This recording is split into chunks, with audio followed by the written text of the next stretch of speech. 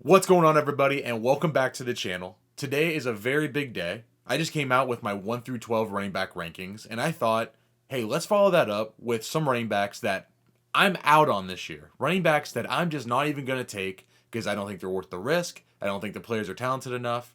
Whatever the reason is, you'll be hearing it soon. Now, every year, the fantasy community comes out with these consensus running backs that they're super high on, low on, and generally they group together. People are going to be really high on Kenneth Walker. I can tell already. People love him. Brees Hall's another one who we'll talk about later. A lot of these guys I like. I think they're talented. But everyone that I'm going to talk about has a certain factor that they just don't meet that gives me the ick, man. It gives me the I'm out on these guys.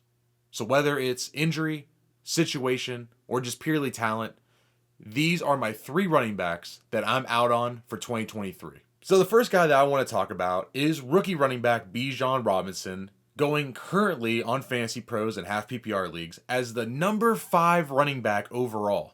Number 5. We have to admit, it's getting a little ridiculous. Now, could he be Adrian Peterson? Could he be rookie year Saquon Barkley? Absolutely, he could be. Maybe he will be. But taking him 5th overall, you need to meet a criteria of things for me. We've never even seen the guy play. To be honest, we don't know if he's going to be any good in the NFL. Sure, he was in college, but isn't every other rookie running back, right? They all are really good. Sure, he might be generational, but we don't know yet. So the fact that I have never seen this guy play, he plays for a Falcons team where I go, Desmond Ridder, Taylor Heineke, I just don't really love any of the quarterback options there. I think they have good, weapons around them, but without a quarterback, I'm not really sold. I said this in my 1 through 12 ranking video. If Bijan Robinson didn't get drafted there, I know we would all be super high on last year's running back, Tyler Algier, because he was good last year. And Cordell Patterson had moments. Those are two solid running backs that I think could eat into playing time. Maybe Bijan by the end of the year becomes the RB1, but what if he doesn't? What if it takes them until week 4, 5, 6, until they really go, all right, Bijan, let's give you the workload. The season's kind of not working out for us great, or maybe they're real competitive and they want to give it to their best player. That could happen, but that's a lot of risk, and especially at number 5, when I look at Fantasy Pros here, the guys that are going right after him are Josh Jacobs, who I just saw finish as the, RB3 last year, so I just seen him do it. Nick Chubb, who's a top, 5 running back every single year. Derrick Henry, who's great. And then a lot of other options that are right around that range that are pretty solid. So going with Bijan Robinson, you have to guarantee me that either he's an elite talent, he's a top 5 running back in the league. 2, the situation is really great. Or 3, he just gets a ton of work that makes up for the lack of the other 2 I just mentioned. And for that reason, I don't think he really meets any of those check marks. He can, it's possible, but I don't know, and that gives me the I'm out. And I'm out on Bijan Robinson, number 5 overall. I can't do it. The second guy on my list is going to be second-year running back Brees Hall, going as the 12th RB overall in half PPR leagues. Brees Hall, really great rookie year for the limited action he got, but has the torn ACL. And that's it for me, right? It's not lack of talent. It's not the situation, even though they just got Aaron Rodgers. Like, that makes it a dream scenario for him. And I'm out solely because of the torn ACL. And I have notes here. I mean, last year, J.K. Dobbins and Gus Edwards both came back, missed time, right? They came back, got another leg injury, hamstring for Dobbins. I believe it was a hamstring injury also for Gus Edwards. So 2 leg injuries back to back with those guys who just got back from injury. Saquon Barkley, 2 years ago, 856 yards total, in his season back from the ACL tear in just 13 games, right? Still missed time. Didn't get the workload right away. I remember as I owned him that year, and it was a disaster. And then even Dalvin Cook, right? Tore his ACL in 2017. 2018, came back, had a decent year. Wasn't really great. I drafted him that year too. There's a theme with me, right? I've been burned before. And when he came back, he only played 11 games in 2018. So usually, when you tear your ACL, there is a follow-up injury of something, whether it's a tweaked hamstring, a tight knee, an ankle. It's always something else. And I just don't want to deal with it with Brees Hall. This could be a big burn by me. And once again, I mentioned it earlier with the guys I just listed, like around 12 RB, you're going in the range of I'll get the exact list. Ramondre Stevenson at 10, Travis Etienne at 11, Breece Hall, Naji Harris, Kenneth Walker, Aaron Jones, Dalvin Cook, Dameon Pierce, like guys who I think are valuable and good players that I'm just willing to take them instead of Breece Hall, and I'm just willing to miss out.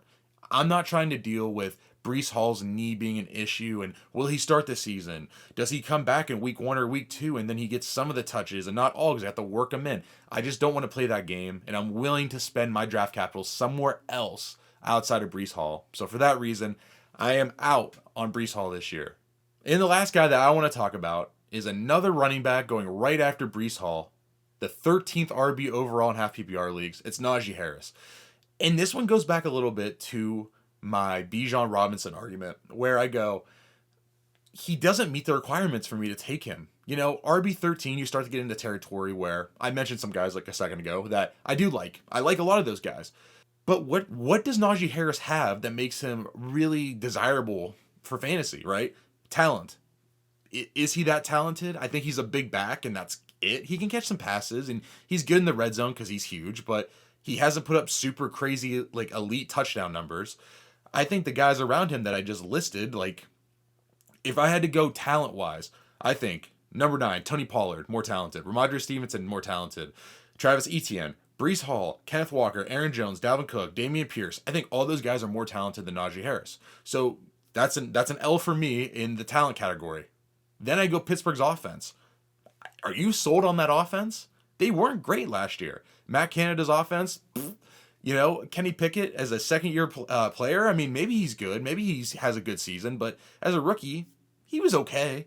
I wasn't sold. I didn't think, oh, my God, this guy's going to be elite. This guy's really going to take this big leap. I went, oh, game manager. He's cool. And a guy that's just super inefficient that can't create his own offense, sure, he's going to get a lot of touches, but an offense I'm just not sold about for a Pittsburgh team that I think will be good, but not great, right? They're going to be in that middle tier every year. They're going to battle, but 9-10 win team, and it's just not a great offense.